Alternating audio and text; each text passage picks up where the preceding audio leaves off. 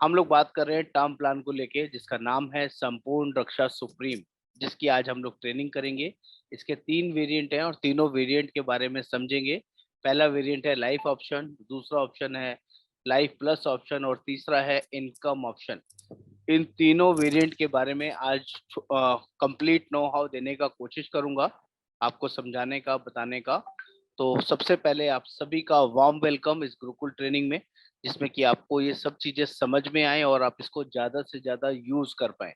Purpose is very very clear. और आप लोगों को ये जानकर खुशी होगी कि टाटा अपने आप में एक बहुत बड़ा और जबरदस्त ब्रांड होने के साथ साथ अब नंबर 4 की रैंकिंग में आ गए। नंबर 4 टोटल कंपनी, जो प्राइवेट कंपनीज की बात करूं, तो नंबर 4 की रैंकिंग हमने लास्ट 5वीं रैंकिंग से 4th रैंकिंग पे आए हैं, जो अपने आप में एक बड़ा माइलस्टोन है। अभी हमारी वर्किंग नंबर 3 पर आने की है। तो इससे ऊपर की कंपनीज कौन कौन सी हैं उसके बारे में भी आपको बताऊंगा। ये नंबर 3, नंबर 4, नंबर 5 का गेम किस चीज से पता चलता है? वॉल्यूम से। कितना बड़ा वॉल्यूम कौन कंपनी करती है, उसके बेसिस पे ये अप एंड डाउन चलते रहते हैं। ठीक है। तो इस अभी हमारे ऊपर जो 3 कंपनीज है, नंबर 1 एसबीआई बैंकिंग होने की वजह से, नंबर 2 एचडीएफसी और number 3 ICICI Pru. 4th number पर हमारी कंपनी है as a volume business wise, which is Tata, जो कभी 18वें नंबर पे, 15वें नंबर पे, 10वें नंबर पे हुआ करती थी। अब डे बाय डे हमारी कंपनी राइज कर रही है, आगे बढ़ती जा रही है और बहुत तेजी से ग्रोइंग स्टेज में है। और बहुत जल्दी हम लोग आईसीआईसी प्रू को पीछे करने वाले हैं। ये हमारी वर्किंग चल रही है, ये आपको पता होना चाहिए। चलिए, 21 सालों का ट्रस्ट है, 2001 में कंपनी स्टार्ट हुई थी, ये सभी को पता है। मैं जस्ट रिवाइज करा रहा हूँ आप लोगों को, ताकि जब कुछ नए लोग भी हैं हमारे साथ और कुछ पुराने लोग भी हैं जिनको कंपनी के बारे में कंप्लीट नो हाउ होना चाहिए। तो टर्म प्लान के साथ साथ कंपनी के बारे में स्लाइटली नो हाउ दूंगा। 21 सालों से कंपनी स्टार्ट है, 2001 से, और डेस्परेटली 21 सालों का ट्रस्ट है। 21 ईयर ट्रस्ट, टाटा आईए का भरोसा, जो हमारी टैगलाइन है। ये हमारे टाटा के ग्रुप है। जब भी आप किसी को टाटा के बारे में कुछ भी समझाएं, बताएं, तो इसका स्क्रीनशॉट फोटो अच्छे से खींच लीजिए कि टाटा सबसे बड़ी कंपनी है टीसीएस आईटी के अंदर।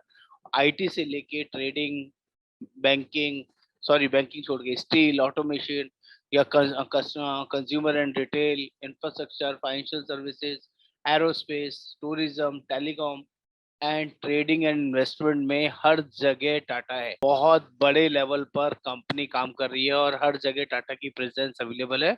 तो टाटा कोई छोटा ब्रांड नहीं है और टाटा पर आज तक कोई सिंगल एलिगेशन नहीं है जिसने चीटिंग करी हो या किसी ने कोई फ्रॉडुलेंट एक्टिविटी की हो जिसकी वजह से कंपनी की इमेज या नाम खराब हुआ हो। Never ever, Tata doesn't do. तो इसीलिए टाटा का नाम और ब्रांड बहुत वैल्यू रखता है। ये टाटा का क्लेम सेटलमेंट रेशो है। जब भी आप कोई टर्म प्लान बेचेंगे तो आपको पता होना चाहिए कि क्लेम रेशो क्या है। तो 1920 की बात करें तो 99.06% अपने आप में ह्यूज क्लेम रेशो है, जो बहुत शानदार है, बहुत जबरदस्त है। जिसका भी 99% से प्लस चल रहा है वो कंपनी ऑलवेज बेटर है। तो इसमें क्लेम वाइज, हमारा क्लेम रेशो वाइज कोई मैच नहीं है। बहुत बढ़िया तरीके से हम लोग काम कर, और ये हर महीने ऊपर नीचे प्लस माइनस चलता है। कभी 98 पॉइंट समथिंग कुछ होगा, कभी 99 होगा, कभी 98.5 होगा, 7 होगा, कोई और ऊपर नीचे कोई ना कोई कंपनी प्लस माइनस चलती है। आपकी नॉलेज के लिए आपको दिमाग में क्या रखना है, 95% प्लस जिसका भी क्लेम रेशो अच्छा है वो सारी कंपनीज अच्छी है, उसमें कहीं भी कोई इफ एंड बट नहीं है। जब आप कस्टमर से ऑनलाइन डिस्कस करते हैं या बात करते हैं तो उनको समझा सकते हैं। आपसे पूछे तो आपको अपना क्लेम रेशो पता होना चाहिए। जल्दी से समझते हैं टर्म प्लान की बेसिक टर्म्स एंड कंडीशंस क्या होती हैं, जो सबसे ज्यादा इंपॉर्टेंट है। इसको स्क्रीनशॉट भी लीजिएगा और प्रॉपरली नोट भी कर लीजिएगा। ये वो बेसिक टर्म्स कंडीशंस हैं जो सभी कंपनीज में एप्लीकेबल है, not even Tata. 18 to 60 years, basically क्या एज है, किस एज के लोगों को हम लोग टर्म प्लान अप्रोच कर सकते हैं। किसी 70 साल वाले को, किसी 65 साल वाले को, किसी 85 साल वाले को हम टर्म प्लान दे ही नहीं सकते।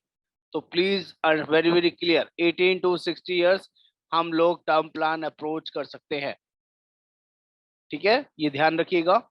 नेक्स्ट, मिनिमम आईटीआर या इनकम, अर्नड इनकम लिखा है मैंने, एग्रीकल्चर इनकम या कुछ एक्सक्लूजन वाली इनकम अलाउड नहीं है।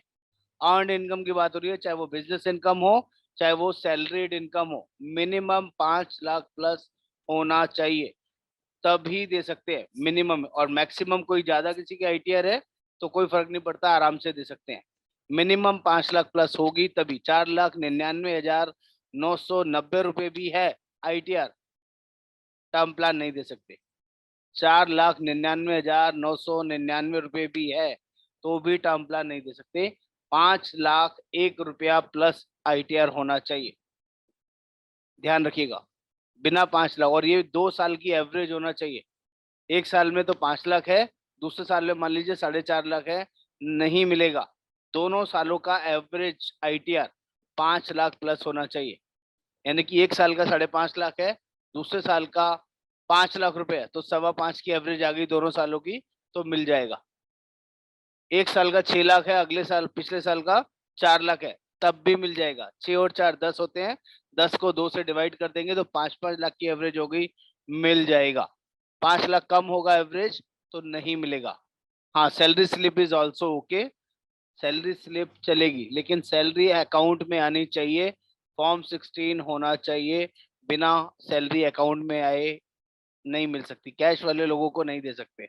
और ये ऑल ओवर द वर्ल्ड दे सकते हैं, इंडिया की बात छोड़ो, इंडिया के बाहर जो हमारे एनआरआई हैं उनको भी दे सकते हैं, ओसीआई है, ओवरसीज सिटीजन ऑफ इंडिया, उनको भी दे सकते हैं। तो बहुत सारे बाहर के लोग भी इंडिया में टर्म प्लान लेते हैं, क्योंकि टर्म प्लान इंडिया में सबसे सस्ता है। ये भी एक बहुत बड़ी मार्केट है। चलिए आगे देखते हैं। मिनिमम इंश्योरेंस कम से कम 50 लाख दे सकते हैं, और मैक्सिमम की कोई भी लिमिट नहीं है। एज पर उसकी जो इनकम है उसके अकॉर्डिंग आप दिया जा सकता है। इनकम का 20 टाइम्स मिनिमम दे सकते हैं, और 35 साल से कम है तो इनकम का 25 टाइम भी दे सकते हैं। 35 से ऊपर है तो थंब रूल चलेगा, ईयरली इनकम का 20 टाइम्स। ईयरली इनकम, साल की इनकम का 20 गुना। अगर कोई साल में 10 लाख रुपए कमाता है तो उसका 20 गुना 2 करोड़ रुपए होगा, और 35 साल से कम है तो वो 2.5 करोड़ भी ले सकता है।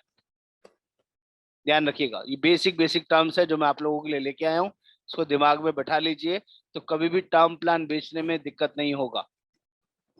जो मैं बोल रहा था आपको, not allowed for rental income person, pensioners, tuition incomes, जो अननेसेसरी फेक आईटीआर बनवा लेते हैं, या एग्रीकल्चर इनकम, उन लोगों के लिए टर्म प्लान एप्लीकेबल नहीं है।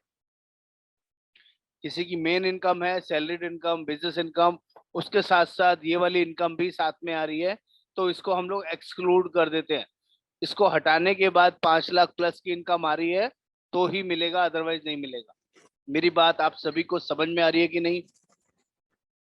बहुत बेसिक तरीके से समझाने की कोशिश कर रहा हूँ। यस नो चैट बॉक्स में डालते रहिएगा तो क्लियरिटी आपको मिलती रहेगी, बात समझ में आती रहेगी। बहुत सिंपल तरीका, बहुत से very very simple. Always to ask, जब भी कोई कोटेशन निकालनी है, कोटेशन से पहले आपके पास 4-5 चीजें मिनिमम होनी चाहिए। उसका नाम, उसका डेट ऑफ बर्थ, वो स्मोक करता है या नहीं करता है, और उसकी इनकम कितनी है, प्लस उसका टर्म कितना लेना है, कितने साल तक उसको अपनी लाइफ कवर करनी है, और पेमेंट रेगुलर ऑप्शन में लेना है या लिमिटेड ऑप्शन में, उसके बारे में भी बताऊंगा। रेगुलर ऑप्शन और लिमिटेड ऑप्शंस क्या होते हैं वो भी आपको आगे समझ में आएगा, लेकिन मिनिमम स्मोक पूछना है, वो स्मोकिंग करता है या नहीं करता है, इट इज मैंडेटरी, नहीं तो प्रीमियम का बहुत बड़ा फर्क पड़ेगा। पेमेंट ऑप्शन, उसे रेगुलर पेमेंट, सिंगल पेमेंट करनी है, 5 ईयर ऑप्शन करनी है, 10 ईयर ऑप्शन करना है, 12 ईयर ऑप्शन करना है, 60 ईयर्स ऑप्शन करना है, या रेगुलर ऑप्शन करना है। रेगुलर ऑप्शन का मतलब होता है जितने साल के लिए आप अपना रिस्क कवर कर रहे हैं उतने साल तक रेगुलर पेमेंट करेंगे। आज मान लीजिए किसी की 30 साल की एज है और वो 50 साल के लिए अपना लाइफ को इंश्योरेंस कराना चाहता है, प्रोटेक्शन प्लान, टर्म प्लान लेना चाहता है, तो 30 + 50 80 साल के लिए उसका इंश्योरेंस प्रोटेक्शन कवर मिल गया। तो 50 साल तक रेगुलर पे करता रहेगा तो उसको रेगुलर प्रीमियम बोलते हैं। लेकिन इंश्योरेंस 50 साल तक का हो और पेमेंट सिर्फ 5 साल करनी हो तो उसको लिमिटेड पे बोलते हैं। 5 साल पेमेंट करके साइड हो जाइए, इंश्योरेंस 50 साल तक चलता रहेगा। या आप पेमेंट 10 साल कर दीजिए, इंश्योरेंस 50 साल तक चलेगा।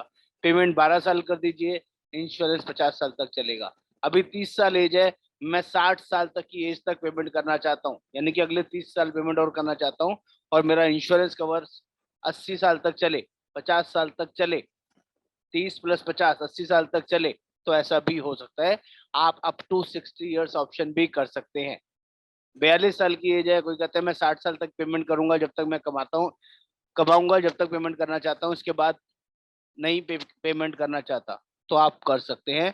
ऐसा ऑप्शन आता है लिमिटेड पे के अंदर। रेगुलर पे का मतलब होगा जितने साल की टर्म ली है उतने साल रेगुलर पे करना है, ध्यान रखिएगा। और रेगुलर पे को अवॉइड करिएगा, क्योंकि रेगुलर पे में most of the time customer का नुकसान होगा। कोई समझ पाएगा कस्टमर का नुकसान क्यों होगा? आज किसी की मान लीजिए 45 साल की एज है और वो 40 साल के लिए इंश्योरेंस कवर लेता है, तो टोटल कवर कितने एज तक हो गया? 85 ईयर्स। अब अगर उसने रेगुलर ऑप्शन ले लिया है, प्रीमियम मान लेते हैं 50,000 रुपए का प्रीमियम आ गया फॉर एग्जाम्पल, तो उसको 85 ईयर्स तक खुद से पे करना है। कितने लोग मानते हैं कि 60 के बाद, 65 के बाद, 70 के बाद वो कस्टमर, वो पर्सन खुद से पेमेंट करने की सिचुएशन में नहीं होगा? तो क्या उसका रिन्यूअल चलेगा? वो किसी भी साल भूला, किसी भी टाइम उसको याद नहीं रहा, किसी भी वजह से वो पेमेंट करने की सिचुएशन में नहीं हुआ, हॉस्पिटलाइज हुआ, बीमार हुआ, भूल गया, तो क्या उसका इंश्योरेंस कवर चलेगा? हेलो हेलो हेलो, जल्दी से फटाफट से बताइए। क्या रेगुलर ऑप्शन 70 के बाद, 75 के बाद, 80 के बाद, 85 के बाद आप खुद से मेमोराइज कर पाएंगे, खुद से कैपेबल होंगे क्या पेमेंट करने के? वाइफ, बच्चे या और कोई घर वाले आपका ध्यान रखेंगे, आपकी पेमेंट का ध्यान रखेंगे? इज इट पॉसिबल और नॉट? वो लोग अपनी लाइफ में इतने व्यस्त होंगे, इतने बिजी होंगे, आपके टर्म प्लान का ध्यान कौन रखेगा? मैं अपनी बात समझा पा रहा हूँ कि नहीं? तो अगर आपको टर्म प्लान को सक्सेसफुल बनाना है, अगर आपको टर्म प्लान को जेन्युइनली उसके लिए प्रॉपर्टी क्रिएशन बनाना है, तो उसको हमेशा लिमिटेड ऑप्शन ही प्रेफर कराना है, समझाना है। लिमिटेड ऑप्शन हमेशा समझा के बेचा जाता है, बिना समझाए बिकता ही नहीं है। जब कोटेशन देनी है तो रेगुलर ऑप्शन में दीजिए, और जब फाइनल करना है, कस्टमर के साथ बैठ के फाइनल करना है, तो लिमिटेड ऑप्शन में फाइनल करिए। मैं अपनी बात समझा पाया आप लोगों को? बात समझ में आ रही है कि नहीं? जल्दी जल्दी प्लीज फटाफट बताइए, जो मैंने अभी बोला आपको मेरी बात समझ में आई कि नहीं? कोटेशन देनी है तो लिमिटेड में नहीं देनी है, कोटेशन हमेशा रेगुलर ऑप्शन में देनी है।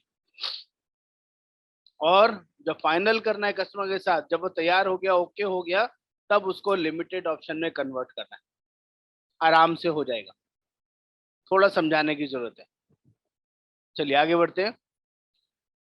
टर्म पीरियड, टर्म पीरियड का मतलब होता है कि कितने साल तक इंश्योरेंस कवर आपको लेना है। आप 20 साल, 30 साल, 35 साल, 40 साल, 50 साल, 100 साल तक की एज तक का इंश्योरेंस कवर ले सकते हैं, या लाइफ लॉन्ग कवर भी ले सकते हैं, लाइफ कवर भी ले सकते हैं।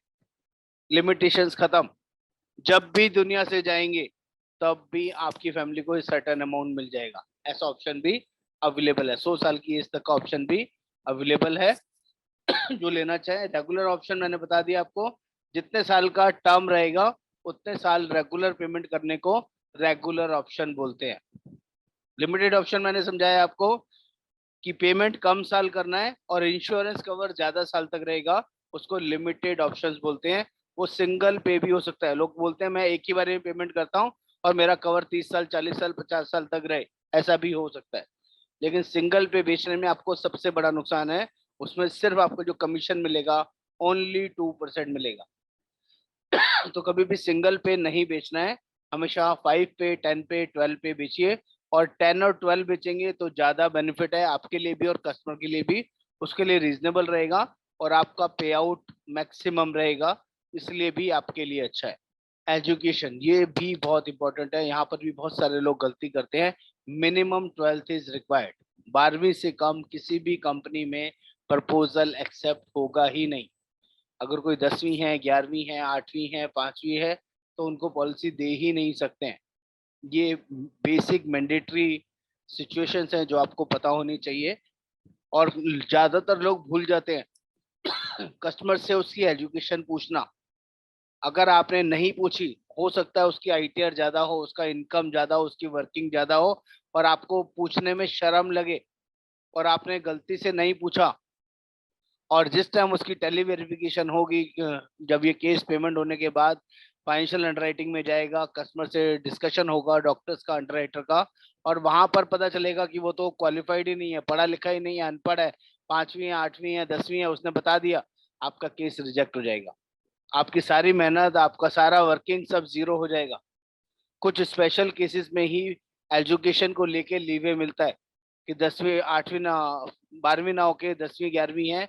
वो जब जब कोई हाई नेटवर्थ वाला कोई पर्सन हो, जिसकी 15 लाख, 20 लाख, 25 लाख, 50 लाख, 1 करोड़, 5 करोड़ की इनकम है, 10 करोड़ की साल की इनकम है, तो ऐसे लोगों के लिए एजुकेशन का थोड़ा सा कंसिडरेशन लिया जा सकता है। नॉर्मल लोगों के लिए नहीं एप्लीकेबल है, ध्यान रखिएगा। एजुकेशन की वजह से आपका केस मिस नहीं होना चाहिए, वो आपको पहले ही आरएनडी करके रखना है, पहले ही बात करके रखना है, ताकि आपको नुकसान ना हो। हाउ मच इंश्योरेंस अवेलेबल, ये मैंने अभी आपको समझाया। जो भी उसकी एनुअल इनकम है, उसका मैक्सिमम 20 टाइम्स दिया जा सकता है। अगर किसी की एज 35 साल से कम है, तो इसका इनकम का 25% गुना भी दिया जा सकता है। अगर किसी की 10 लाख इनकम है तो 2 करोड़, और 35 से कम है तो 2.5 करोड़ तक। किसी की 50 लाख रुपए की इनकम है तो उसका 20 गुना, 10 करोड़ तक का इंश्योरेंस उनको आराम से दिया जा सकता है। ये बेसिक क्राइटेरिया सभी को समझ में आ रहा है कि नहीं? अभी तक मेरी कोई बातें समझ पा रहे हैं कि नहीं? रमैया जी, इनकम प्रूफ नहीं चाहिए होता, लेकिन अगर कस्टमर सामने से बोल दे कि मेरी एजुकेशन कम है, तो कंपनी इनकम प्रूफ वो मांगेगी, एजुकेशन प्रूफ मांग सकती है, तो केस डिक्लाइन हो जाएगा, पॉलिसी नहीं मिलेगी। कंपनी चाहे तो मांग सकती है, उसके बताने में हेजिटेशन हुआ, वो समझ नहीं पा रहा है, हिंदी इंग्लिश बातचीत करने में उसको दिक्कत हो रही है, और वो साइन हिंदी में करता है, या गुजराती में करता है, या लोकल लैंग्वेज में करता है, तो कंपनी उसका एजुकेशन प्रूफ मंगवा सकती है, मांग सकती है, और उस टाइम नहीं हुआ तो पॉलिसी नहीं मिलेगी। 3 तरह के ऑप्शन रहेंगे इसमें। लाइफ ऑप्शन, जिसमें प्योर लाइफ का इंश्योरेंस रहेगा। लाइफ प्लस ऑप्शन, जिसमें रिटर्न ऑफ प्रीमियम रहता है, जो भी आपने प्रीमियम पे किया वो आपको वापस मिल जाएगा। और तीसरा इनकम ऑप्शन, ये भी मैंने आपको समझाया था, 0.01% इंश्योरेंस अमाउंट का आपको मिलना शुरू हो जाएगा 55 साल, 60 साल, या 65 साल की एज से, जब से आप लेना चाहें। तीनों तरह के ऑप्शन हमारे पास अवेलेबल है, जो आप लेना चाहें या समझाना चाहें, बताना चाहें, आप बता सकते हैं। पहला, दूसरा, तीसरा, ये सर 3 ऑप्शंस हैं, ये भी आगे आएंगे, ये मैं समझाऊंगा अभी आगे आपको। लाइफ ऑप्शन का मतलब होता है, शॉर्ट में समझा देता हूँ। ओके, शशांक जी ने पूछा है, और स्मोकिंग मीन्स, ये भी बता देता हूँ फटाफट, एक एक क्वेरी आपको क्लियर करता हूँ। पहले जिनका क्वेरी था, एक्सप्लेन वंस, पुलेन जी क्या पूछना चाह रहे हैं, समझ में नहीं आ रहा। 1 2 3 के बारे में बताता हूँ। पहले समझ लेते हैं कि स्मोकिंग का मतलब सिर्फ स्मोकिंग करना नहीं है। स्मोकिंग का मतलब इससे भी है कि अगर वो कोई खैनी, तंबाकू, गुटखा, इस तरह की चीजें भी खाते हैं, तो वो भी स्मोकिंग का ही पार्ट है, जिसमें निकोटीन होता है। टबैको जिसमें भी आएगा, अगर वो चीज डायरेक्ट ईट करते हैं, तो वो भी स्मोकिंग के अंदर ही काउंट होगा, उसका प्रीमियम भी स्मोकिंग वाला ही लगेगा। और ड्रिंक करता है तो उसका लोडिंग आएगा। वो प्रीमियम कैलकुलेशन के लिए जरूरी नहीं है ड्रिंक करता है नहीं करता है, लेकिन स्मोकिंग के लिए, स्मोकिंग करता करता है या नहीं, टोबैको खाता है नहीं, प्रीमियम कैलकुलेशन के लिए जरूरी है। अगर कोई ड्रिंक करता है या कोई उसको बीमारी निकल के आती है मेडिकल टेस्ट के अंदर, तो कंपनी उसके लिए एक्स्ट्रा प्रीमियम, एक्स्ट्रा लोडिंग लगाती है, 20%, 25%, 40%, 50%, उसको एक्स्ट्रा प्रीमियम देना पड़ेगा, तभी उसका पॉलिसी कंटिन्यू होगा, नहीं तो नहीं होगा। स्मोकिंग की वजह से नहीं, ड्रिंकिंग या बैड हैबिट्स या बीमारी की वजह से। स्मोकिंग का प्रीमियम तो ऑलरेडी बढ़ा हुआ आता है। अगर किसी का मान लीजिए 10,000 रुपए का विदाउट स्मोकिंग प्रीमियम आता है, और कोई स्मोकिंग वाले का प्रीमियम की बात करूंगा, तो हो सकता है 14,000, 15,000, 16,000 की रेंज में प्रीमियम आएगा। तो प्रीमियम का बहुत बड़ा फर्क होता है। अगर किसी का 1 लाख रुपए का प्रीमियम, मैं 12 पे की बात करूं, नॉन स्मोकिंग का, तो स्मोकिंग वाले का 1,40,000 1,50,000 की रेंज में प्रीमियम होगा। 30-40% एक्स्ट्रा प्रीमियम होता है लोडिंग स्मोकिंग वाले का। और तीनों ऑप्शंस के बारे में बताऊं। लाइफ ऑप्शन का मतलब प्योर लाइफ इंश्योरेंस। आज मैंने 1 करोड़ का लाइफ इंश्योरेंस प्रोटेक्शन कवर लिया। अगर मुझे 40 साल के लिए मैंने कवर लिया है और 40 साल के अंदर मेरी डेथ नहीं होती है और जो भी प्रीमियम मैंने कंपनी को पे किया वो 0 हो जाएगा, कोई बेनिफिट नहीं मिलेगा। अगर मैं 40 साल के बाद भी जिंदा रहा, लेकिन अगर 40 साल के अंदर कभी भी मिस हैपनिंग होती है, डेथ होती है बाय एनी मीन्स, तो मेरी फैमिली को 1 करोड़ रुपए मिल जाएगा। इसे बोलते हैं टर्म प्लान। कितने लोग लाइफ ऑप्शन को समझ पा रहे हैं? लाइफ ऑप्शन एवरीबडी क्लियर और not? Life option is purely term plan, purely life insurance protection cover, जिसमें जितने टाइम के लिए आप इंश्योरेंस कवर लेंगे, अगर कुछ नहीं हुआ तो जो भी पैसा आपने दिया है वो 0 हो जाएगा, उसमें कुछ भी वापस नहीं मिलेगा। और कुछ हो गया तो कंपनी जितने लाख का भी आपने इंश्योरेंस लिया था उतना पैसा फैमिली को दे देती है। चाहे 50 लाख लिया हो, 1 करोड़ लिया हो, 2 करोड़ लिया हो, 5 करोड़ लिया हो, 500 करोड़ का इंश्योरेंस लिया हो, वो सारा पैसा आपके नॉमिनी को मिल जाएगा। ये पहला ऑप्शन है। दूसरा ऑप्शन है life plus option. Shashank ji, आपका क्वेश्चन वैलिड है। अगर कोई कस्टमर आज निकोटिन नहीं लेता है, आज टबैको नहीं लेता है, आज स्मोकिंग नहीं करता है और पॉलिसी ले लेता है, कल को आगे चल के 1 साल बाद, 2 साल बाद, 5 साल बाद, 10 साल बाद वो कुछ भी अपने लाइफस्टाइल चेंज करता है, तो उसे कंपनी को इन्फॉर्म करना पड़ेगा और कंपनी उस टाइम दोबारा फिर एनालाइज करेगी और डेविएशन जो भी डिफरेंशियल हुआ है, उसकी लाइफ का स्टेटस जो भी चेंज हुआ है, उसके according add on extra premium charge कर सकती है। और आप नहीं बताएंगे और उसकी वजह से ही डेथ होती है, तो कल को आपको क्लेम में दिक्कत आ सकती है। ज्यादा स्मोक करने की वजह से कुछ प्रॉब्लम हो गया और रीजन मेन निकोटिन ही निकला, स्मोकिंग ही निकला, तो फिर ये आपने हाइडिंग करी कंपनी के साथ, तो फॉल्ट इज योर्स, क्योंकि पॉलिसी आपने जो ली है नॉन स्मोकिंग करके ली है। तो चेंज करेगा तो वो बताएगा, अपना लाइफस्टाइल चेंज करेगा तो उसको बताना मैंडेटरी है, अदरवाइज क्लेम में उसको इशू आ सकता है, चाहे वो किसी भी कंपनी से लिया हो। सेकंड ऑप्शन में चलते हैं, जिसको हम बोलते हैं लाइफ प्लस ऑप्शन। जैसे कि हमने पहले ऑप्शन में सीखा, अगर किसी ने 40 साल तक इंश्योरेंस का प्रीमियम पे किया और उसकी डेथ नहीं होती है तो वहां पर कुछ नहीं मिलता, यहाँ पर मिलेगा। लाइफ प्लस ऑप्शन में जितना पैसा आपने पे किया, जितना प्रीमियम आपने पे किया, अगर 40 साल 30 साल तक आपको कुछ नहीं हुआ, जितने साल का भी आपने टर्म लिया है आपको कुछ नहीं हुआ, तो जितना पैसा दिया है वो सारा पैसा वापस मिल जाएगा। इसको हम बोलेंगे लाइफ प्लस ऑप्शन। ये रिकमेंडेशन वाला ऑप्शन है। बहुत सारे लोग इसको बिलीव करते हैं, इस पे ट्रस्ट करते हैं और 0 होने से पैसा वापस लेना ज्यादा अच्छा समझते हैं। क्योंकि यहाँ जब हम 12 पे में प्रीमियम में बात करेंगे ना, अगर किसी का 12 पे का ऑप्शन, मान लीजिए 50,000 रुपए का प्रीमियम आ रहा है लाइफ ऑप्शन में, जिसमें प्योर इंश्योरेंस है, 50,000 का प्रीमियम आ रहा है, वही चीज अगर हम उसको लाइफ प्लस ऑप्शन दे देंगे तो 55 या 58,000 रुपए का प्रीमियम आएगा, 5-7 हजार रुपए एक्स्ट्रा प्रीमियम जाएगा। तो कम से कम जो वो 58,000 रुपए दे रहा है, वो 58,000 के हिसाब से 12 साल में जो भी पे किया वो उसको 40वें साल में वापस मिल जाएगा। तो इसलिए लोग उसमें बिलीव करते हैं कि 50 पूरे 0 करने से अच्छा है 58 दे दो, 55 दे दो, तो लाइफ प्लस ऑप्शन लेना ज्यादा बेटर है। मैं दोनों ऑप्शन समझा पाया आप सभी को? Option 1 and 2 clear everybody? जल्दी जल्दी प्लीज फटाफट बताना पड़ेगा, यस और नो? ओके, क्लियर है। चलिए तीसरा एट लास्ट लास्ट ऑप्शन बताता हूँ, जिसका नाम है इनकम ऑप्शन, और ये बहुत ज्यादा चलन में है। इनकम ऑप्शन जितना ज्यादा सेल हो रहा है, इससे बढ़िया कुछ है ही नहीं। यहाँ पर इनकम ऑप्शन में 2 वेरिएंट मिलेंगे। एक मिलेगा फिक्स इनकम ऑप्शन, 55 साल, 60 साल या 65 साल की एज से इनकम शुरू होगा। कितना? 0.01%। अगर किसी ने 1 करोड़ रुपए का इंश्योरेंस लिया है तो 0.01% होगा, 10,000 रुपए पर मंथ उसको मिलना शुरू हो जाएगा। अगर उसने 55 साल की एज से लेना शुरू किया है, लिखा है पॉलिसी लेते वक्त 55 की एज उसने डाली है और उसको 55 की एज से मिलना शुरू हो जाएगा। कब तक मिलेगा? जब तक उसकी एज, उसने पॉलिसी ली है। मान लीजिए मेरी एज आज 40 साल है और मैंने 40 साल के लिए टर्म प्लान लिया है।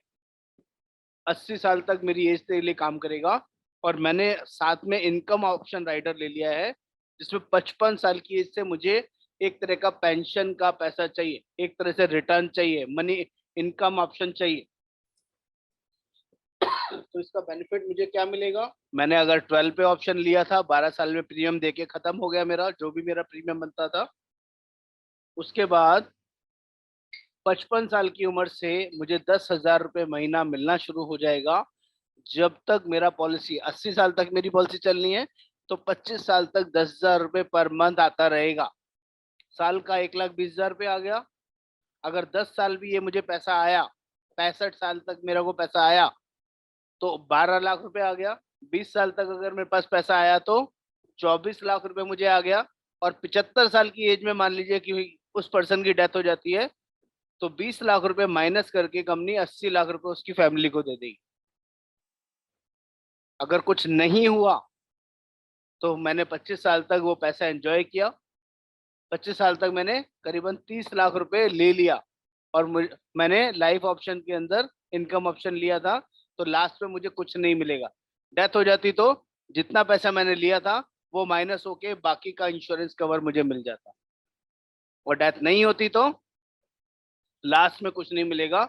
इनकम ऑप्शन जब तक मिलता रहेगा जब तक आपकी पॉलिसी की टर्म है। मेरी बात सभी को समझ में आई कि नहीं? तीनों वेरिएंट क्लियर हुए कि नहीं? Life option, life plus option और इनकम ऑप्शन, एवरीबॉडी अंडरस्टैंड और नॉट? बात समझ पा रहे हैं कि नहीं? बहुत सिंपल शब्दों में समझाने की कोशिश कर रहा हूं ताकि आप अपने कस्टमर्स को ऐसे ही समझा पाएं, ऐसे ही सही तरीके से एक्सप्लेन कर पाएं। थैंक यू, थैंक यू आप सभी का टाइमली रिप्लाई करने के लिए। सभी लोगों से रिक्वेस्ट है सर, रिप्लाई टाइमली जल्दी जल्दी किया कीजिए ताकि चीजें जल्दी और बेटर हो सके। कुछ चीजें मैं आप लोगों के लिए लाया हूँ, ये सिर्फ यहाँ दिखाने के लिए। मेन प्रैक्टिस हम लोग कैलकुलेटर पर करेंगे, सिक्योर लाइफ ऑप्शन पे करेंगे कि वहाँ प्रीमियम कैसे निकालते हैं, राइडर कौन कौन से हैं, वो सब आप प्रैक्टिकली करके देखेंगे तो ज्यादा एंजॉय करेंगे, ज्यादा बेटर समझ में आएगा। अभी मैं आपको कुछ फैक्ट्स दिखा देता हूँ जिससे कि आप दिमाग में चीजें बैठा लें, समझ लें। मैंने कुछ कोशिश करी आप लोगों के लिए निकालने के लिए। 3 मेन रीजन निकाले हैं इंडिया के अंदर। वो 3 क्या रीजन हैं? After Covid, Covid has magnified uncertainties of life. ऐसा हुआ है, पहले प्री कोविड पैनेडेमिक क्या सिचुएशन थी और बाद में पोस्ट पैनेडेमिक क्या सिचुएशन है। लोगों को लगने लगा है सेफ्टी फॉरमोस्ट है, नेसेसिटी है, स्टेबिलिटी है, स्टैंडर्ड ऑफ लिविंग बेटर हो रहा है, फुलफिलमेंट। ये प्री एंड पोस्ट का आपको फैक्ट्स नजर आ रहे हैं। लोगों को रियलिस्टिक फिगर्स समझ में आ रही है और लोगों को अपनी लाइफ की कदर होनी शुरू हुई है। लोगों को ऐसा लगता है मेरा लाइफ कवर होना चाहिए। अगर मेरा कुछ नहीं हुआ, इंश्योरेंस नहीं हुआ और मेरे साथ कोई मिसहैपनिंग हो गया, तो मेरी फैमिली का कौन टेकिंग केयर करेगा? और कोविड के टाइम में बहुत अर्ली डेथ्स हुई हैं, तो लोगों को बहुत टेंशन भी लगी है। लोगों को लगा है कि हमारा टर्म प्लान होना चाहिए, और कुछ हो या नहीं हो टर्म प्लान जरूरी है। इसका एक और फैक्ट आपको दिखाता हूँ। 82.7% का प्रोटेक्शन गैप है। ये बहुत बड़ा गैप है।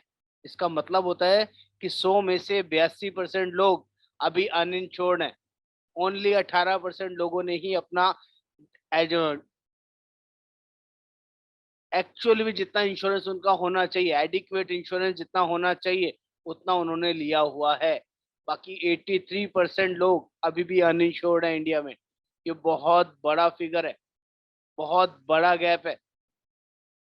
Indians do not have adequate life cover. It is a fact. 82.7% protection gap out of 100 required to meet, and eventually Indian consumer have only 17.3% insurance. यानी कि आपके पास ह्यूज ह्यूज ह्यूज स्कोप है लोगों को प्रोटेक्ट करने का। बहुत बड़ी पावर है। आप लोगों से मिलें, बात करें तो टर्म प्लान पर हर बंदा लेना चाहता है, बशर्ते उसको एक्सप्लेन कर पाए, उसको समझा पाए। ये बहुत जरूरी है। एक और फैक्ट्स आपको दिखा रहा हूँ। Reason why protection is precious, medical advancement and another factors have increased life expectancy. It means लोगों की एज बहुत बढ़ रही है। अब जो हमारी मेडिकल सर्विसेज एक्सट्रीम बेटर हो गई है, अब लोग जल्दी बड़ी बड़ी बीमारियों से भी रिकवर हो जाते हैं। जो पहले लोग 50 साल, 60 साल, 70 साल मुश्किल से जीते थे, आजकल 70, 75, 80, 90 तक लोग जा रहे हैं। ये आपका पेपर की कटिंग है। लोगों की एक्सपेक्टेंसी लाइफ बढ़ गई है। लाइफ लंबा जीना भी बड़ी प्रॉब्लम है, लॉन्ग लाइफ जीना भी बड़ी प्रॉब्लम है, और अनसर्टेनिटीज तो है ही। तो दोनों केसेस के अंदर आपका इंश्योरेंस अगर प्रोटेक्शन होता है, तो हम जाते जाते भी अपनी फैमिली को एक सौगात, एक एनिवर्सरी या एक बड़ी प्रॉपर्टी देके जाते हैं, एक बड़ी विरासत देके जाते हैं। इसलिए भी लोग टर्म प्लान लेना प्रेफर करते हैं। Next, life is precious, your life is precious, more precious is happiness of you, happiness of your loved ones। जब तक हम अपनी फैमिली के साथ हैं, इससे बेस्ट कुछ नहीं है। और टर्म प्लान किसी पर्सन की कमी को पूरा नहीं करता है। इंश्योरेंस किसी भी लाइफ के, किसी भी पर्सन के जाने को पूरा नहीं कर सकता है, सिर्फ उसके फाइनेंशियल कवरेज को थोड़ा सा फिल कर सकता है। उसकी फैमिली को वो लाइफ स्टाइल मेंटेन करने की पावर देता है, जो कोई और नहीं दे सकता। आज आप कितने भी अच्छे हो अपने परिवार में, अपने भाई के साथ, अपनी बहन के साथ, या किसी भी अदर फैमिली मेंबर्स के साथ, आप किसी दूसरे के परिवार की रिस्पॉन्सिबिलिटी जिंदगी भर की नहीं ले सकते। Protection is precious for you. Why protection is precious? उसका रीजन है, जब तक आप हैं अपनी फैमिली के लिए, कहते हैं ना कि आप अपनी फैमिली के लिए पूरी दुनिया है। ऐसे ही जब आप किसी कस्टमर के सामने बैठे तो ये डायलॉग बोलिएगा, याद रखिएगा, सर आप अपनी फैमिली के लिए पूरी दुनिया हैं। आपसे ही आपका परिवार चलता है, घर चलता है, और आप नहीं दिखते तो लोग, तो आपका परिवार बिखर सकता है। आपके बिना मैनेज नहीं हो सकता। जो आप डिसीजन ले सकते हैं अपनी फैमिली के लिए, बेस्ट डिसीजन, वो कोई और ले ही नहीं सकता, चाहे वो आपका कोई भी क्यों ना हो। ये वर्ड, ये लाइनिंग आपको बहुत हेल्प करेंगे। ये कैलकुलेशन मैं आपको समझा चुका हूँ। मेरा पर्पस यहाँ पर आपको बताने समझाने का है कि लोगों के साथ इमोशंस के साथ अगर प्रोटेक्शन सेल करेंगे, तो लोगों को उसकी वर्थ समझ में आएगी। एक बहुत बेसिक एग्जांपल आपको समझाने की कोशिश करूंगा। जब भी लोग आपको टर्म प्लान के अगेंस्ट आपसे कुछ बोले, या टर्म प्लान लेने में आनाकानी करें, या टर्म प्लान को टालें, 1 महीने बाद, 2 महीने बाद, 6 महीने बाद, अगले साल, 2 साल बाद, 5 साल बाद, अभी तो बहुत बिजी हूँ, किसी भी तरीके का बहाने बनाए, तो उसके साथ सिर्फ चाय पीने के लिए 5 मिनट का समय निकालें, और कोई इंश्योरेंस की बात ना करें। उसको बोले, बहुत बेसिक बेसिक सिखाने की कोशिश कर रहा हूँ। उसको बोले, सर मुझे किसी 5 बंदों के नाम बता दीजिए, किसी भी 5 ऐसे बंदों के नाम बता दीजिए जो आपकी एब्सेंस में आपकी फैमिली को आप जैसे मेंटेन कर रहे हैं वैसे मेंटेन करा सके। चाहे आपका सगा भाई हो, बहन हो, या कितने भी और जो 3-4 भाई हो, कोई भी, या फैमिली फ्रेंड्स कोई भी हो, जिसको आपको लगता है कि आपके बाद वो आपकी फैमिली को वैसे ही उसी लेवल पर मेंटेन रखेगा जो आज है। और अगर आपको ऐसा लगता है कि मेरे पास वो 4-5 लोगों के नाम है, तो आपको किसी टर्म प्लान की जरूरत नहीं है। किसी भी टर्म प्लान की जरूरत नहीं है, ये मैं आपको बोलता हूँ। और अगर आपके पास ऐसा नहीं है, आपको लगता है सब लोग अपनी अपनी फैमिली के लिए सर्वे सर्वा है, मेरी फैमिली का कौन ध्यान रखेगा, तो आपको आज ही टर्म प्लान लेना चाहिए। अगर आप ये किसी क्लाइंट के मुंह पर बोल सकते हैं, बात कर सकते हैं, तो आप कोई भी इंश्योरेंस सेल कर सकते हैं।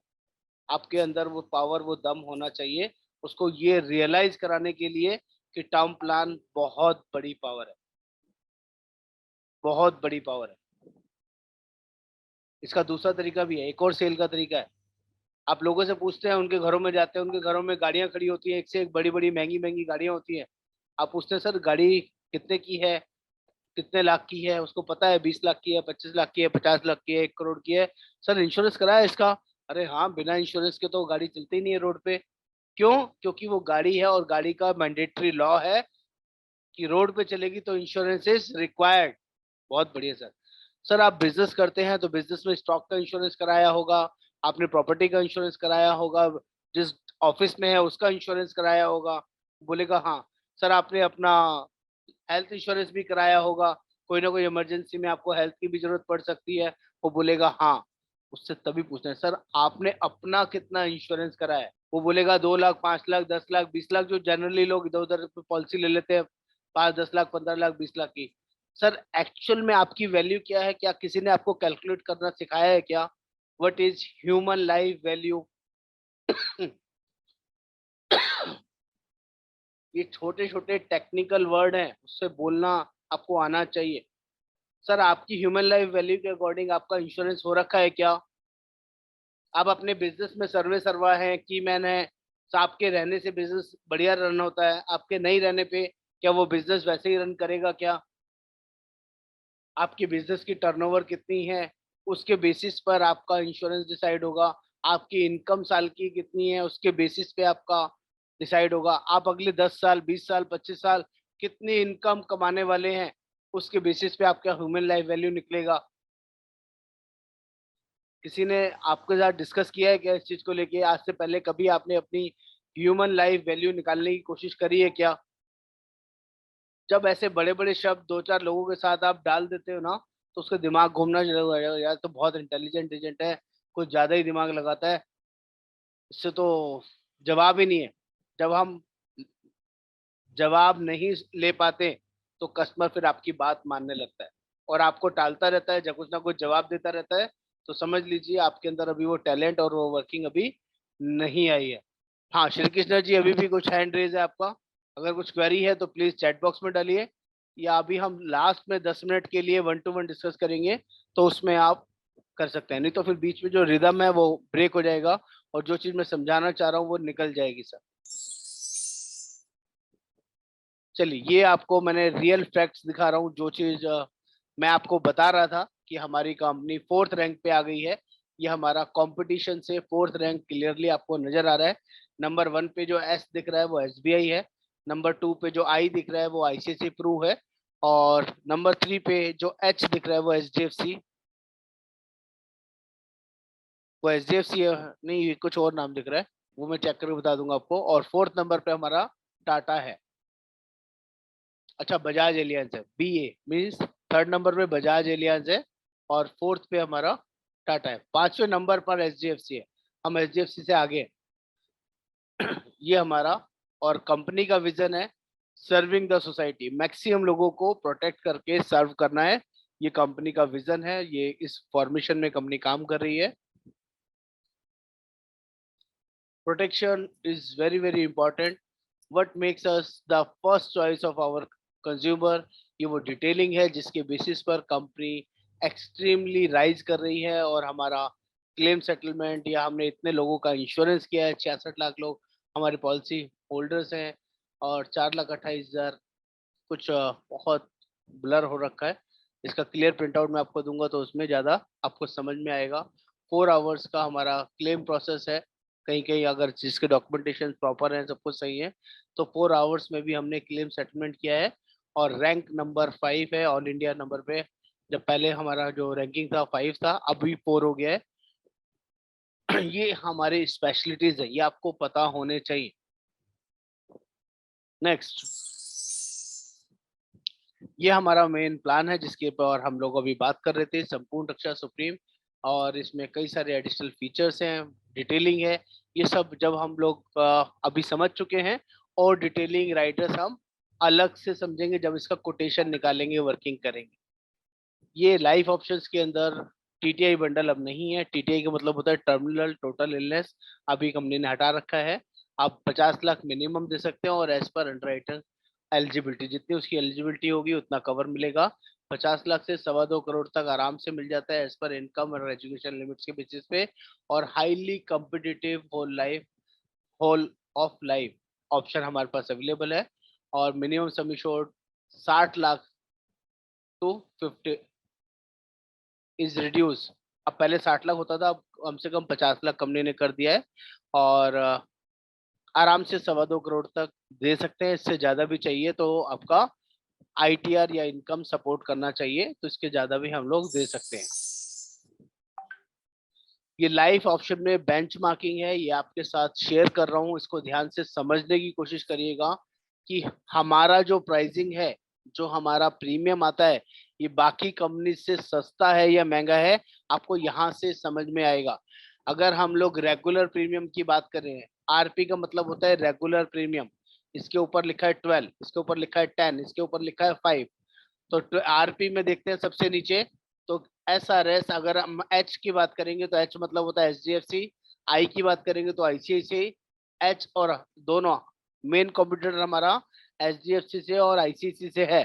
तो जहां पर भी 100% से ऊपर की परसेंटेज आ रही है, तो आप वहां समझ जाइए कि यहाँ पर प्रीमियम हमारे प्रीमियम से 28% ज्यादा है, यानी कि हम 28% सस्ते हैं।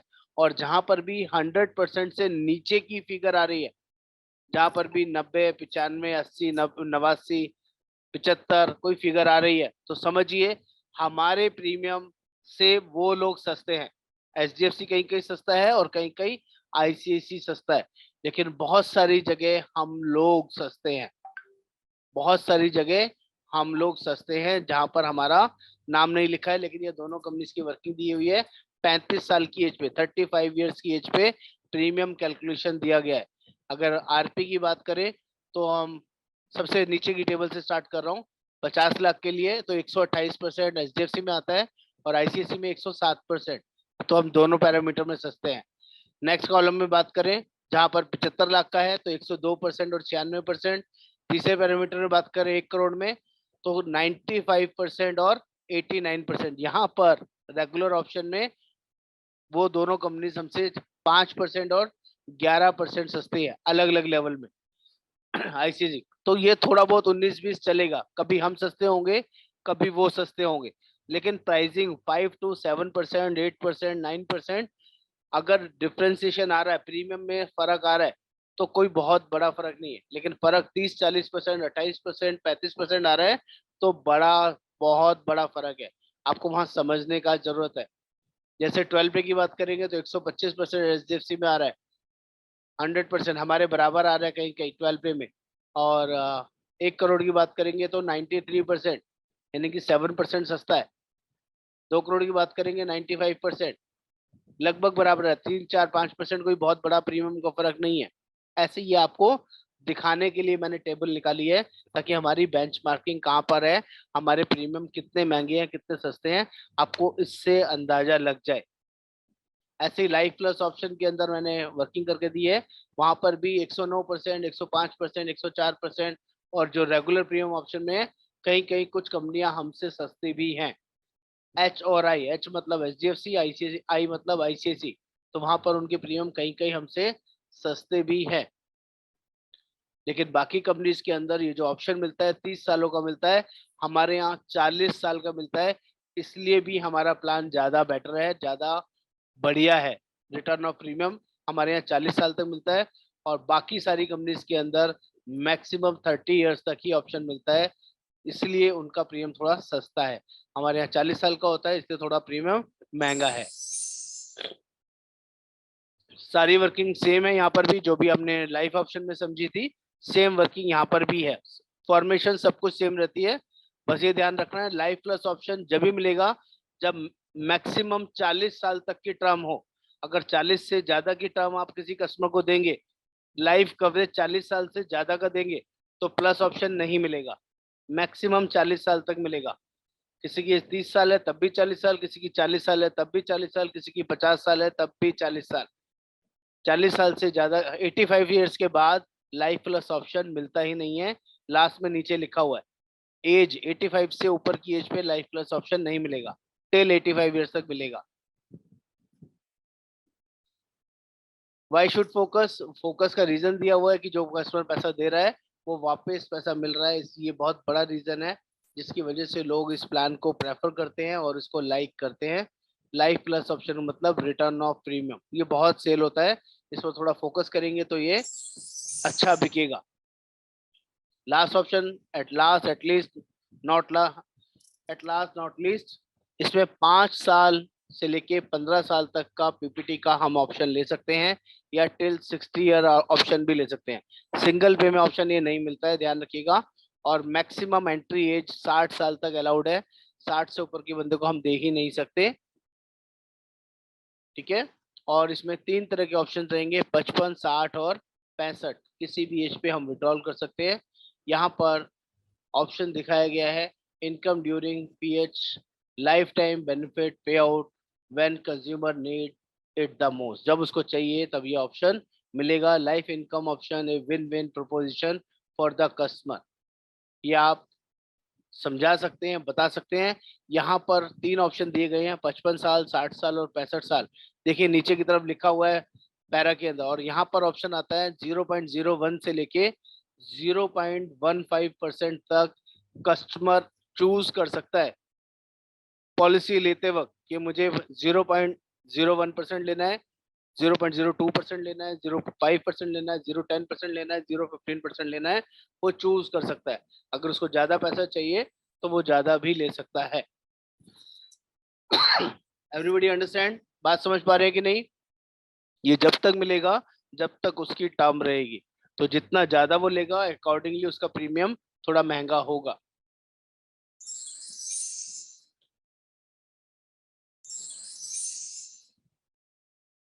ये बेसिक नटशेल में मैंने आपको समझाने बताने का कोशिश किया, जिसमें आपको ये पता चलना चाहिए कि हम टर्म प्लान किसको दे सकते हैं और हमारी कंपनी किस रैंकिंग में है, और प्रीमियम कैलकुलेट करने के लिए बेसिक क्राइटेरिया हमारे पास क्या होना चाहिए। बहुत सारे लोगों को यही गलती लगी रहती है, वो हर एक बंदे को टर्म प्लान अप्रोच करते हैं चाहे वो एलिजिबल है या नहीं। ये भी पूछने की कोशिश नहीं करते कि कितने साल की आपको टर्म चाहिए, ये भी पूछने की कोशिश नहीं करते कि आप स्मोक करते हैं या नहीं करते, और ये भी नहीं पूछते हैं कि रेगुलर ऑप्शन देना है या लिमिटेड ऑप्शन देना है। तो मेरी बात कितने लोगों को समझ में आई, कितने लोगों को नहीं समझ में आई, काइंडली जल्दी से रिप्लाई करें, बताएं। अब मैं आप सभी को हैंड रेज करने का ऑप्शन देता हूं, जो लोग भी कुछ पूछना चाहें, अनम्यूट करके बात करना चाहें तो वो भी कर सकते हैं। 10 मिनट हम लोग इस पर डिस्कशन करेंगे। प्रीमियम निकालना किसी को नहीं आता है तो आई कैन गाइड अगेन, कोई ऐसा इशू नहीं है। हाँ शैलेंद्र जी, हैंड रेज किया आपने, अनम्यूट करिए, बोलिए। जी सर, मेरा एक क्वेश्चन है।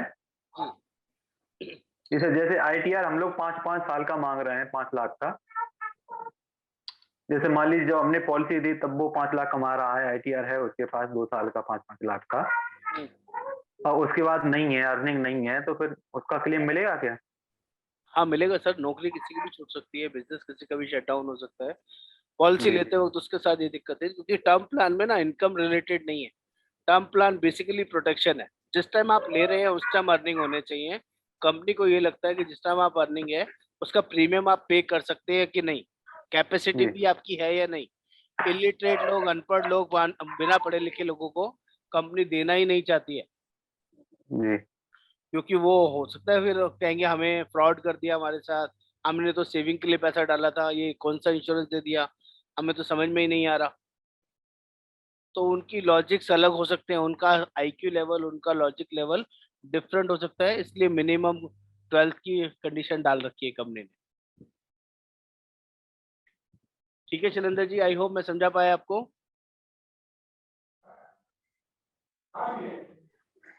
जी अभय जी। हाँ सर, मैं ये बोल रहा था, जैसे आपने बताया आप लाइफ ऑप्शन और लाइफ प्लस ऑप्शन, तो उसके दोनों के प्रीमियम में बहुत थोड़ा डिफरेंस आता है। मैं जी 21 12 पे में, 12 पे हाँ में 12th पे में मैं जी। अभी देख रहा था, जैसे 30 इयर्स का एक बंदा है, उसका रेगुलर पे में उसका प्रीमियम आ रहा था करीब 11,000 करीब, ठीक है। और उसका जो प्लस में ऑप्शन में किया तो करीब 20,000 आ रहा था, करीब करीब जस्ट देख रहा था डबल हो जा रहा है सर प्रीमियम इस सर केस में। कहीं कहीं ऐसा होगा, लेकिन जो मीडियम एज में अगर हम बात करेंगे तो कहीं कहीं 2, 4, 5 हजार का ही फर्क पड़ेगा, कहीं कहीं 8, 8 हजार, 10 हजार का ही फर्क पड़ेगा। वो person to person, age to age difference आएगा। या हो सकता है मैंने रेगुलर ले लिया इसलिए ऐसा हो रहा होगा, अगर हम हाँ, लिमिटेड आपने लेंगे रेगुलर लिमिटेड लेते तो नहीं आता सर, तब नहीं इसलिए मैंने आता। बोला कि लिमिटेड वाला देखिए तो फर्क मिलेगा हम्म, सर आपको। लिमिटेड रेगुलर वाले में तो कस्टमर कन्वर्ट होगा ही नहीं, हम्म, क्योंकि वहाँ प्रीमियम उसका डबल दिखेगा। लेकिन यस, वहाँ प्रीमियम डबल लिखेगा। 2-4 हजार में बढ़ा हुआ दिखेगा तो वो आराम से कन्वर्ट हो जाएगा return of premium. Yes yes. जी रमेश जी बोलिए, हैंड रेस किया है सर आपने, गुड अनम्यूट इवनिंग, कीजिए। कैसे हो सर जी आप? मैं अच्छा हूँ सर, आप बताइए आपको कुछ क्लियरिटी मिल रहा है कि नहीं, गुरुकुल ट्रेनिंग में कुछ यूजफुल हो रहा है कि नहीं? जी सर, बहुत ही यूजफुल हो रहा है। हाँ बताइए सर, क्या आपको पूछना है? सर मेरे को एग्जैक्टली ये पूछना था कि हम टर्म में अगर किसी को रिटर्न ऑफ प्रीमियम देते हैं तो हम्म उनको मतलब कौन सा प्रीमियम रिसीव होता है? नेट प्रीमियम रिसीव होता है या फिर लाइफ कवर का प्रीमियम रिसीव होता है? मतलब रिटर्न ऑफ प्रीमियम के अंदर मतलब राइडर का प्रीमियम वापस मिलेगा या नहीं मिलेगा? सर टेक्निकली बात करूं तो उससे ज्यादा ही मिलेगा, जो आपने दिया है उससे थोड़ा ज्यादा ही मिलता है। चाहे आप राइडर के साथ मान लीजिए, जीएसटी के साथ मान लीजिए, उससे ज्यादा ही मिलेगा। मान लीजिए किसी का 20,000 रुपये का प्रीमियम है और उसने रेगुलर ऑप्शन चूज कर लिया, 8 लाख रुपए जमा कराया 40 साल के अंदर, तो जब उसको पैसा आएगा ना तो 8.5 लाख 9 लाख रुपए के करीब आएगा। हम इतना ही बोलते हैं, जितना दिया उतना मिल जाएगा। क्योंकि आप देखिए उसका होरिजन जो है, इंश्योरेंस कवरेज जो है वो 40 साल के लिए है, 30 साल के लिए है। तो रिटर्न ऑफ प्रीमियम का मतलब ये नहीं है कि जो दिया है सिर्फ एग्जैक्टली उतना ही मिलेगा। कंपनी क्या करती है, उस पैसे में से थोड़ा सा पोर्शन किसी न किसी सेविंग ऑप्शन में डाल देती है, जिससे कि जितना आप पे कर रहे हो उतनी रिटर्न 40 साल में आ जाए, 30 साल में आ जाए, जो भी आपने टर्म लिए। तो इतना बता के चलिए सर, जो राइडर वगैरह जो भी लिए है ना, वो सबके बराबर आपको पैसा मिलेगा सर, डोंट वरी, घबराइए मत। लेकिन ओके सर। टेक्निकली हम बोल के चल सकते हैं कि जो दे रहे हैं वो मिलेगा, जितना दे रहे हैं उतना मिलेगा सर। ओके सर, दूसरा मेरे को ये पूछना था कि हम हम्म ये इंडियन टर्म प्लान है, जैसे कि ये अभी आपने समझाया वो हो गया, फिर परम रक्षक हो गया, ये सब हम हम्म। एनआरआई को सेल कर सकते हैं क्या? हाँ सर, जितने भी प्रोडक्ट है सब दे सकते हैं आप एनआरआई को। तो उसमें सर उनका मतलब इनकम एलिजिबिलिटी वहाँ की कंसिडर होगी? हाँ ऑब्वियस है सर, बाकी इनकम तो वहाँ पे भी उनको, चाहे वो आईटीआर भरते हैं या नहीं भरते हैं, उनको बैंक में जो भी उनका अकाउंट में पैसा आता है, सैलरी आती है, वो उनको प्रूव करना पड़ेगा, बताना पड़ेगा। ओके, और मतलब साथ में समझ लीजिए कि यहाँ पे किसी की आईटीआर 5 लाख का फाइल होता है तो हम उसको हम्म 20 टाइम्स 1 CR तक दे सकते हैं, तो आराम उनका से भी दे हम सकते हैं, 20 टाइम्स दे पाएंगे उनकी सैलरी का? बिल्कुल दे पाएंगे सर। शशांक जी ओके। आपने और सही लिखा है, जीएसटी कई कंपनियां माइनस करके देती हैं, ऐसा भी है। जो रिटर्न ऑफ प्रीमियम में जो पैसा मिलेगा उसमें जीएसटी वाला पार्ट माइनस करके देती है। और रिटर्न ऑफ प्रीमियम में बेस्ट पार्ट है आपका, जो जीएसटी है वो भी बहुत कम लगता है। आपको पता है ना कि जो प्योर जी टर्म प्लान लेंगे तो 18% जीएसटी लगेगा, और प्लस वाला ऑप्शन लेंगे तो 4.5% जीएसटी लगेगा। कौन सा ज्यादा अच्छा है? 4.5 वाला। तो इसलिए भी आप कस्टमर को समझा सकते हैं सर, 18% ना देके 4.5% दो ना सर, और सेकेंड ईयर ऑनवर्ड्स ये भी 2.25% ही रह जाएगा, जी सर। जबकि वहां और पर हर साल 18% ही रहेगा। जी सर, और अगर समझ लीजिए हम किसी एनआरआई को सेल कर रहे हैं टर्म हम्म इंश्योरेंस और हम्म। उनका मेडिकल चेकअप आता है, तो वो मेडिकल चेकअप कैसे होगा? कंपनी वहां पे फैसिलिटेट करके देगी उनको? हाँ सर, कंपनी वहाँ अरेंज करके देगी जहाँ पर अवेलेबल होगा। और कुछ कंट्रीज ऐसी होती हैं जहाँ पर वो फीचर और फैसिलिटीज अवेलेबल नहीं होता। कंट्रीज की भी कैटेगरीज होती हैं, ए ग्रेड कंट्रीज होती हैं, बी ग्रेड कंट्रीज होती हैं, सी ग्रेड कंट्रीज होती हैं।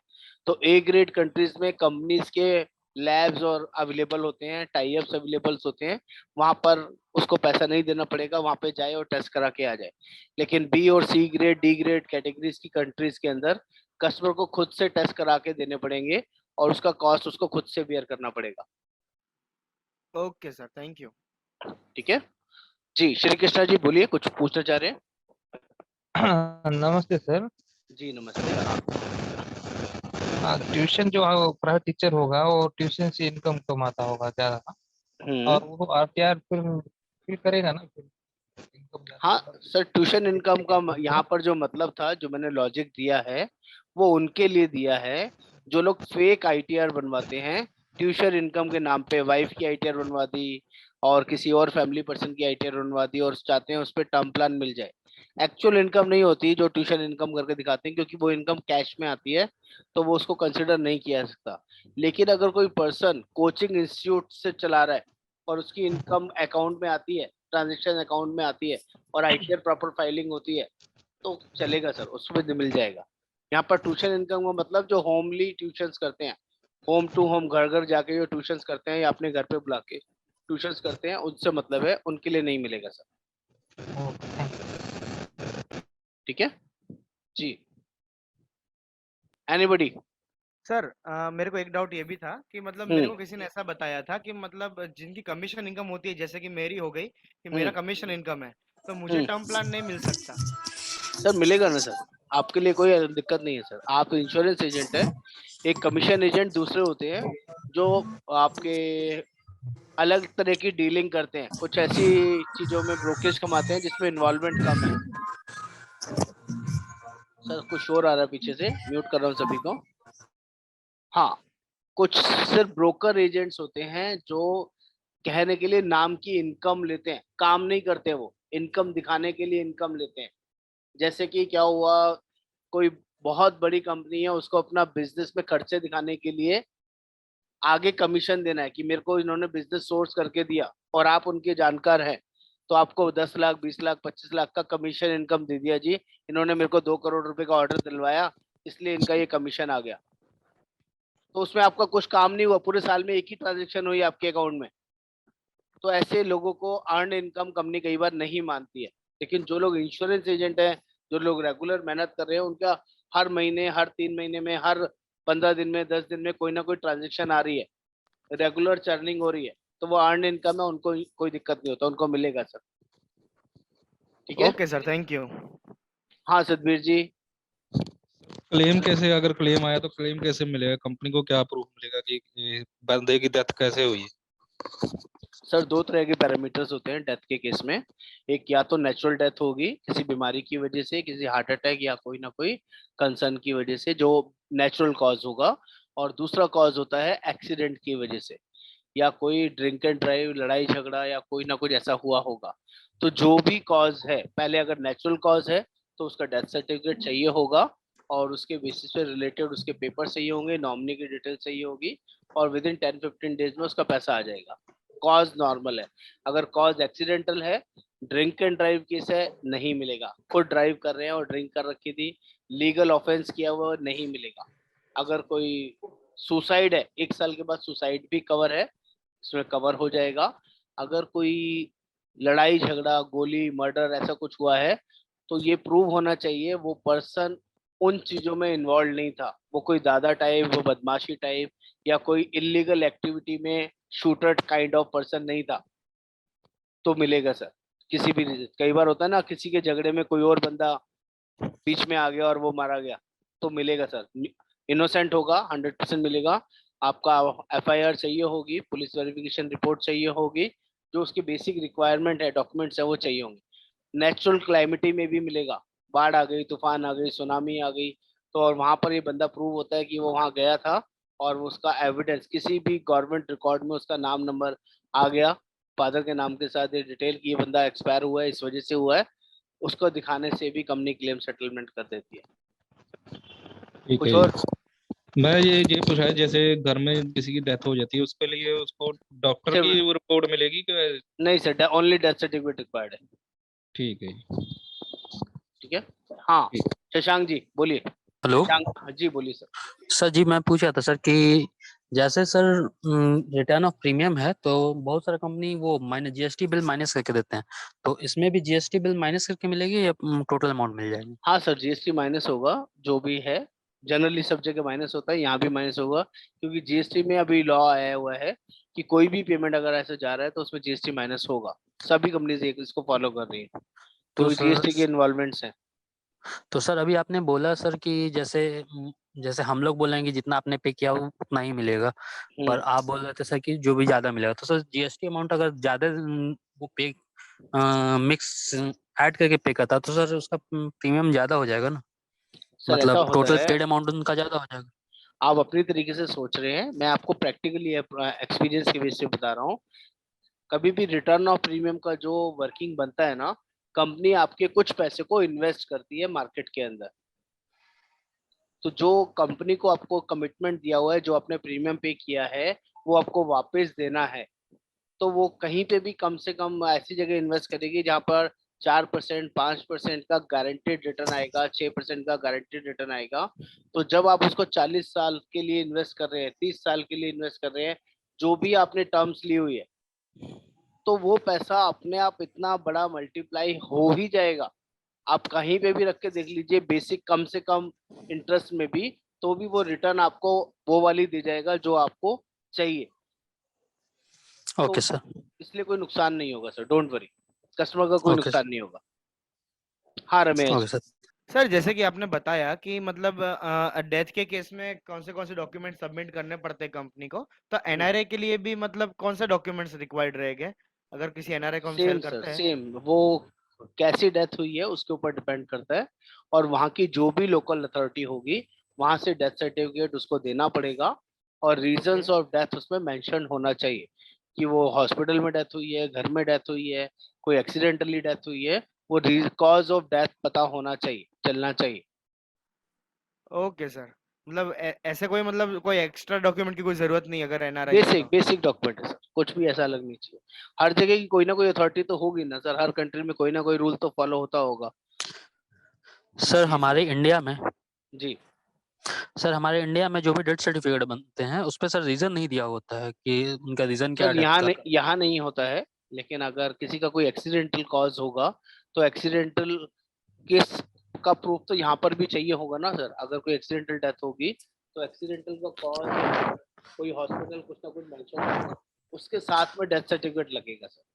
ऐसे ही वहां पर हाँ भी और सर हॉस्पिटल का कोई ना कोई डॉक्यूमेंटेशन, या कोई पुलिस से रिलेटेड कोई कंसर्न है तो उसकी पीओसी रिपोर्ट्स वो साथ में लगेगी सर, सर अगर कुछ जैसे कंसर्न किसी है का तो। डेथ एक्सीडेंटल हो जी किसी का डेथ एक्सीडेंटल होता है और पर उनके टर्म राइडर में एक्सीडेंटल डेथ बेनिफिट नहीं है, उस कंडीशन में भी ये केस एक्सीडेंटल में जाएगा या नॉर्मल पेमेंट हो जाएगा? सर, नॉर्मल पेमेंट में ही जाएगा। जिसमें राइडर नहीं लिया है उसमें राइडर का बेनिफिट नहीं मिलेगा। डेथ वाला जो भी आपका सम एश्योर्ड कवरेज है वो मिलेगा। Death means any kind of death आपका कवरेज रहेगा। सर, सुसाइड तो खुद ही करता है बंदा, कोई दूसरा मारेगा तो वो सुसाइड थोड़ी ना होता है। तो सर आपको मान लीजिए आज मेरे को ना कोई बिजनेस में लॉस हो गया, और मैं अपना प्लान करके अपना लाइफ इंश्योरेंस कर लेता हूँ 5 करोड़ रुपए का, मेरी आईटीआर उसको सपोर्ट करती है, और कोई 5 करोड़ का मुझे इंश्योरेंस दे देता है और मेरे को मिल भी जाता है, मैं फिट एंड फाइन। लेकिन मुझे प्लान करके लिया है क्योंकि मुझे तो 1 साल के बाद सुसाइड ही करना है। सुसाइड कौन करेगा? खुद करेगा बंदा। अगर कोई फैमिली मेंबर, कोई और यार दोस्त उसको मारेगा तो वो मर्डर होगा, सुसाइड नहीं होगा। अगर वो 1 साल के बाद सुसाइड भी कर लेता है, मैक्सिमम बिजनेस लॉस की वजह से, घर की टेंशन की वजह से, या किसी भी रीजन से, तो भी उसकी फैमिली को 5 करोड़ रुपए मिल जाएगा। लेकिन 1 साल से पहले करेगा तो नहीं मिलेगा। कंपनी कहती है जो लोग प्लान करके भी ले रहे हैं ना सुसाइड करेंगे, 1 साल के बाद उसका मूड चेंज हो जाएगा। जनरली लोग नहीं कर पाते 1 साल के बाद। सुसाइड करना इतना आसान नहीं है, सबके बस की नहीं।